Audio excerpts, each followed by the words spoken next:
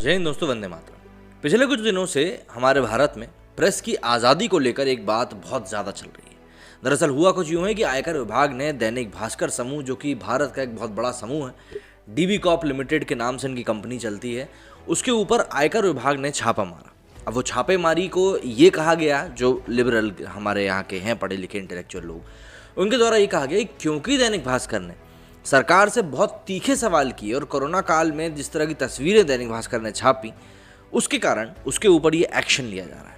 वहीं पर दूसरी तरफ लोगों का ये कहना था कि भाई आयकर विभाग जो है वो काम क्यों कर रहा है ऐसा, किस लिए कर रहा है ऐसा, उसके पास क्या कारण है, इसको लेकर भी तो जानने की कोशिश करो। लेकिन इस बारे में किसी ने कोई ध्यान नहीं दिया और सीधे तौर पर बस एक ही तरह की बात करते रहे कि नहीं, दैनिक भास्कर के ऊपर यह हमला हुआ है, ये सिर्फ इसीलिए हुआ है क्योंकि उसने सरकार की घोर आलोचना करी थी। ठीक है भाई, इस तरह की बातें भी होनी चाहिए, डेमोक्रेसी है, दोनों तरफ की बातें होनी चाहिए। लेकिन दूसरी तरफ आपको ये भी समझना पड़ेगा कि आयकर विभाग के पास आखिर ऐसा क्या था कि उन्होंने इतने बड़े समूह के ऊपर हाथ डालने की कोशिश करी। क्योंकि भाई इतने बड़े समूह के ऊपर आप हाथ डालने जा रहे हो तो आपके पास सबूत भी तो पुख्ता होने चाहिए। और यही चीज़ लोग जानने के लिए उत्सुक थे कि भाई आखिर ऐसा क्या है जो आयकर विभाग के पास है, जिसके बेसिस पर वो दैनिक भास्कर के गिरबान पे हाथ डालने के लिए पहुंच गया। हालांकि कई सारे विदेशी समूह भी थे, देसी लोग, मतलब देशी सब लोग तो कहना गलत होगा, देशी समूह भी थे जो कि दैनिक भास्कर के सपोर्ट में उतर आए।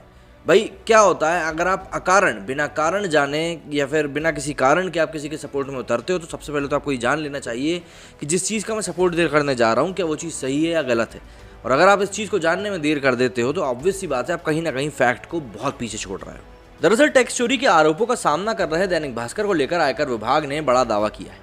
आईटी विभाग ने शनिवार मतलब 24 जुलाई को दावा किया कि दैनिक भास्कर मीडिया समूह के कई कार्यालयों पर छापेमारी के 2 दिन के बाद 2200 करोड़ रुपए के काल्पनिक लेन देन का पता चला है।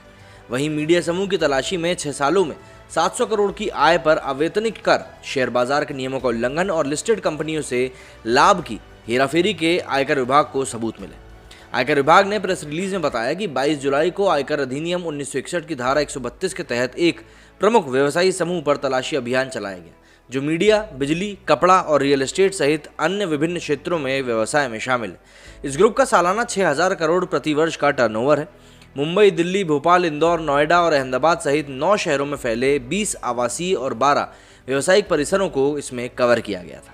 इस ग्रुप में होल्डिंग और सहायक कंपनियों सहित 100 से अधिक कंपनियां मौजूद हैं। तलाशी के दौरान पता चला कि वे अपने कर्मचारियों के नाम पर कई कंपनियों का संचालन कर रहे हैं, जिनका इस्तेमाल फर्जी खर्चों की बुकिंग और फंड के रूटिंग के लिए किया गया है। तलाशी के दौरान कई कंपनियां जिनके नाम शेयर धारकों और निदेशकों के रूप में इस्तेमाल किए गए हैं, उन्होंने स्वीकार किया है कि उन्हें ऐसी कंपनियों के बारे में पता नहीं था और उन्होंने अपने आधार कार्ड और डिजिटल हस्ताक्षर नियोक्ता के विश्वास पर दिए थे।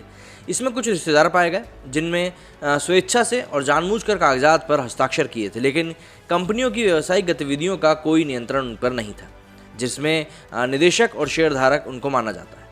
उन्होंने कहा कि इस तरह की कंपनियों का उपयोग कई उद्देश्यों के लिए किया जाता है, जैसे कि फर्जी खर्चों की बुकिंग और सूचीबद्ध कंपनियों के लाभ कमाना, निवेश करने के लिए उनकी करीबी कंपनियों में फंड को स्थानांतरित करना और सर्कुलर लेन देन आदि करना। आयकर विभाग ने विज्ञप्ति में ये भी कहा कि मीडिया हाउस ने खनन, प्रसंस्करण और शराब, आटा व्यवसाय, अचल संपत्ति की बिक्री के माध्यम से भी 90 करोड़ रुपए की बड़ी आय अर्जित करी है। आयकर विभाग ने पाया कि डीबी समूह की कई कंपनियों ने फर्जी बुक किया है और सूचीबद्ध कंपनियों के मुनाफे में से 700 करोड़ की राशि का गबन भी किया है। अब तक पता चला है कि इन तरीकों का इस्तेमाल आयकर देने से बचने के लिए किया गया है। इसके अलावा कंपनी अधिनियम के S276 और सूचीबद्ध कंपनियों के लिए सेबी द्वारा निर्धारित लिस्टिंग समझौते के खंड 49 का उल्लंघन इसमें शामिल है। बेनामी लेन देन अधिनियम के आवेदन की भी जांच इसमें अभी की जाएगी।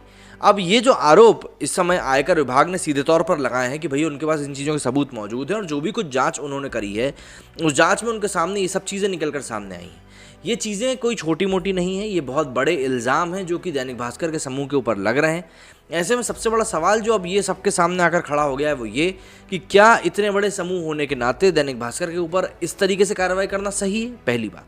दूसरी, अगर आप कार्रवाई कर रहे हो तो आपके पास पुख्ता सबूत तो ज़रूर होंगे, सीधी सी बात है, लेकिन इसको हमारे देश के लिबरल्स पूरी तरीके से नकार रहे हैं। तीसरी बात, अब क्योंकि आपने आरोपों को बता दिया है कि भाई हमको जांच में क्या क्या चीज़ें मिली हैं, तो अब पूरा देश ये देखना चाहता है कि आप किस तरीके से इन चीज़ों के ऊपर रिएक्ट करते हो या किस तरीके से एक्शन लेते हो डीबी समूह के ऊपर, क्योंकि अगर इस बार कोई एक्शन निकल कर सामने नहीं आता तो ऑब्वियस सी बात है, लोगों को यही लगेगा कि यहाँ पर तो सिर्फ खाना पूर्ति चलती है कि भैया हमने आपको बता दिया, आपने ठीक कर लिया, बात खत्म हो गई। क्योंकि दैनिक भास्कर समूह देश का कोई छोटा मोटा समूह नहीं है, बहुत बड़ा समूह है। तो ऐसे में इसके ऊपर अगर कोई आरोप लग रहे हैं तो उनका सिद्ध होना ज़रूरी है, और जिस तरीके से आरोपों को सिद्ध करते हुए यहाँ पर दिखाया गया है तो अब एक्शन लेना बहुत ज़रूरी हो गया है। आपका क्या कहना है इस पूरे मामले पर, मुझे कमेंट करके ज़रूर बताइएगा। मेरे इस वीडियो में फिलहाल इतना ही। जय हिंद, जय भारत।